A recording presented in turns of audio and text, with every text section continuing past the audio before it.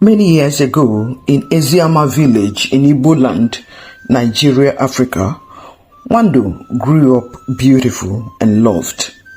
Nwando is kind, exceptionally kind. Old women in Eziama village loved her because she would go out of her way to lend a helping hand to them whenever they were in need and she was available.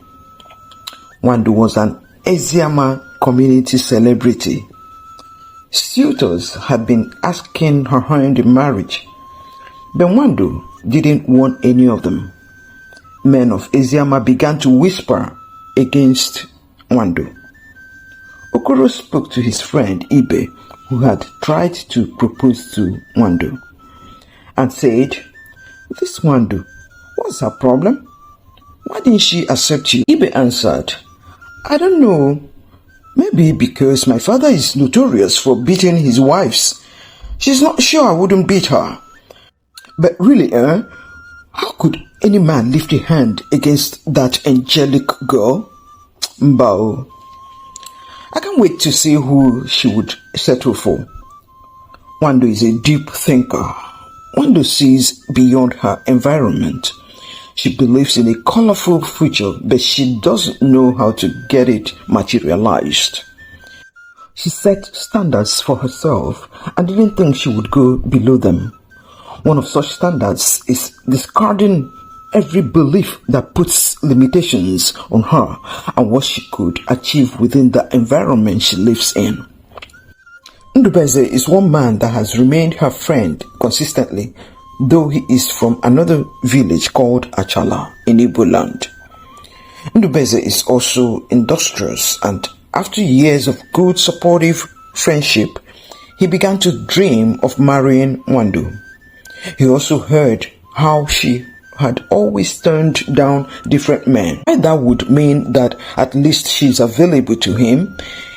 He also entertained some fears that she might turn him down like she turned down all the many other men. Finally, he summoned up courage to propose marriage to Nwando. Surprisingly, Nwando likes Ndubeze and sees him as a caring young man that she could indeed do a good life with. Ndubeze met every demand of Nwando's people.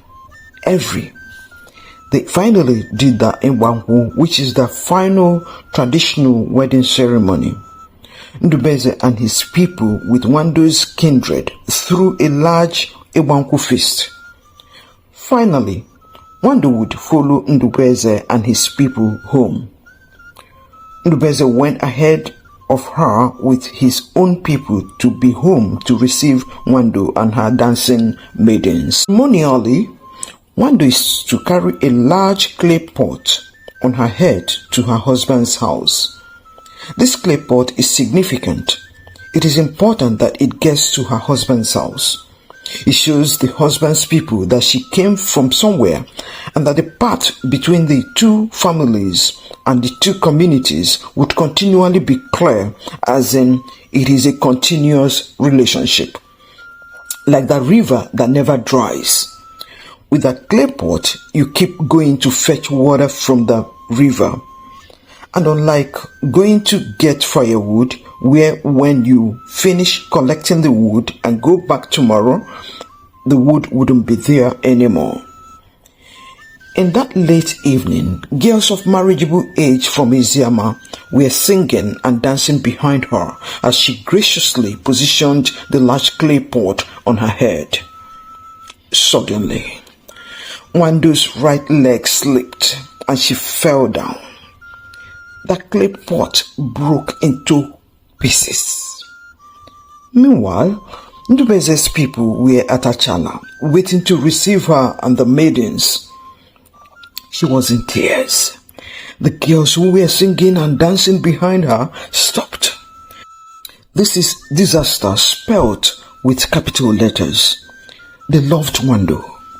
How could this happen to Nwando? How? They were crying.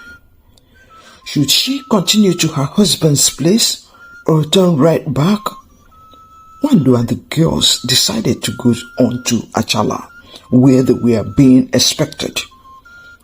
Ndubeze's people sighted her and her girls and broke into a dance. Then the oldest man, who was aged around 114 years, shouted, "Halt!" There was immediate quiet. Nwando was still marching on with her girls. The old man announced, "She doesn't have the clay pot. Why is she coming without the pot? Why is she not carrying the pot?" Ndubeze was summoned by the elders immediately. "Your wife is not carrying the clay pot. Why is she here? You know, it is a taboo for her not to bring the clay pot." Ndubeze nodded in the affirmative. They waited. Nwando arrived with the girls and broke down again, crying. Ndubeze walked up to meet a crying Nwando. She explained to Ndubeze, who was gently speaking words of peace and love to her, that she slipped on the way and fell down. And that, of course, the clay pot shattered into bits. Ndubeze had tears clouding his eyes. What would he do? It is a taboo. He can't go ahead with the marriage. Every time this happens, the marriage ends right there and that very day. It is not discussed. It is not negotiable. They love each other. Ndubeze's mind was running fast, and he needed to do something very fast to protect his wife and their marriage. They would be ostracized should they wish to go ahead with the marriage. They must not live in or be found in Achala or Eziama. Oh, many marriages have broken up because of a broken clay pot. One man even came from town to marry from Eziama some years ago. He had a car. They put the clay pot in the boot. They stopped to move a bag to the boot of the car. As they opened the boot to drop the bag, the clay pot rolled and fell down and broke into pieces. He turned back and returned the wife to Eziama. That was the end of the marriage. But Ndubeze wants to fight for the love of his life. He spoke to his father that he would need to walk Nwando back to Eziama. It was painful to Ndubeze's people. They murmured among themselves. They ate the already cooked food and left for their homes. Ndubeze's place looked like a mourning ground. Well, he walked Nwando back to Eziama and whispered to her that it is not yet over if she is willing to brave through it with him. On a set day, he and Nwando arrived at a motor park at the same time and entered the bus to a faraway city. Being that they had nothing, they stayed with Ndubeze's friend for some time. Fortunately, the man's wife was cooking and selling foods. It is their skill that is needed for this business and not academic certification, since Nwando and Ndubeze had none. The woman had a small space where people just come and buy her food and sit down to eat. Nwando quickly learnt her style and started helping out. Then she became an expert at fixing some dishes. In 7 months, they were able to open their own eat-out space in another part of town in order not to compete for customers with their kind hosts. In a while, they began to cook Achala specialty foods. Many people loved their foods.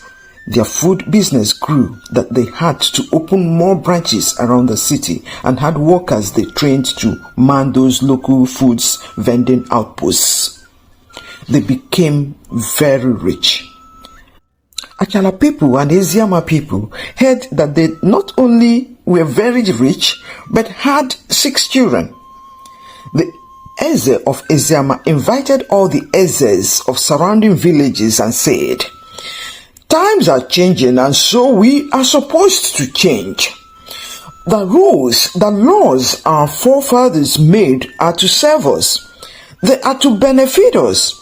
If they are no longer bringing benefits, then it's time to adopt what really works for us all. We had a lovely daughter in this Eziama, known and loved by all. Suddenly she slipped and her clay pot fell and broke into pieces. And we claimed it is bad omen and ostracized her. So she was to be sentenced to spinsterhood for life. What? Fortunately, her suitor is fearless and escaped with her to the city. Today, they have 6 children and they are very, very rich. If you all agree, I will send for them to come home to help bring development to our villages. Please, it's time to wake up to embrace what works. All the Ezes agreed with him.